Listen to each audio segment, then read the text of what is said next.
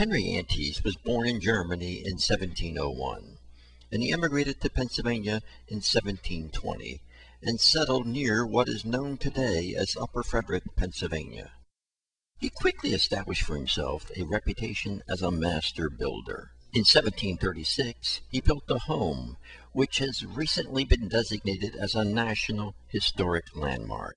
On February the 28th, 2004, I toured that property with two of the direct lineal descendants of Henry Antes, Stephen Freed and Anne Hege Hughes. Our guide for that event was Norman Huffman of the Goshen Hoppen Historical Society.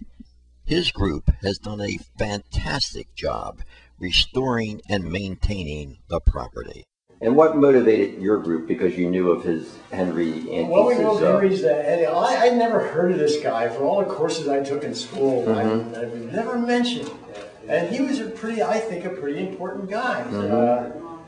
He wasn't involved very much with the people in Philadelphia, but he, in his own way here, he was a unifying force. He was, as I said, in his religious affiliation and his influence in that.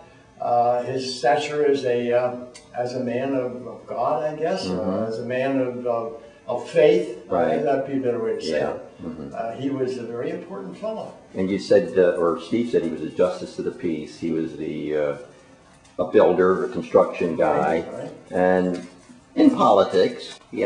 So you were able to restore it to the way it was before? We tried to bring it back to about the time when the school left or was here. It's about 1754. Wow. As well as we could figure out.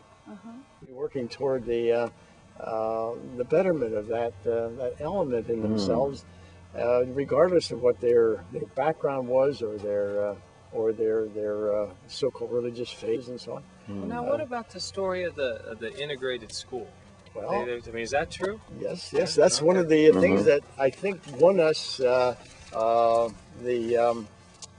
national landmark designation. The Renaissance man, in my way of thinking, he was a pietist of the first water, and he was also an ecumenicist. Henry and his wife Christina had 11 children, and one of his grandsons was the distinguished architect Benjamin H. Latrobe, who designed our nation's capital and also the cathedral in Baltimore City, the Cathedral of the Assumption. There's also compelling evidence on the record that General George Washington himself stayed at Antes' home in September 1777, just after the Battle of Brandywine and before the Battle of Germantown. Who wrote up the application, wrote about Henry, wrote about his interest in education, of his family's interest in education, of all of the descendants who were they were very brainy people. They were a good line of descent, and made lots of contributions to the cause of settling America, the United States, and because of his prowess as a builder, they could see what he was able to accomplish here. And then when he went to Bethlehem, he built mills there. He built the brother's house.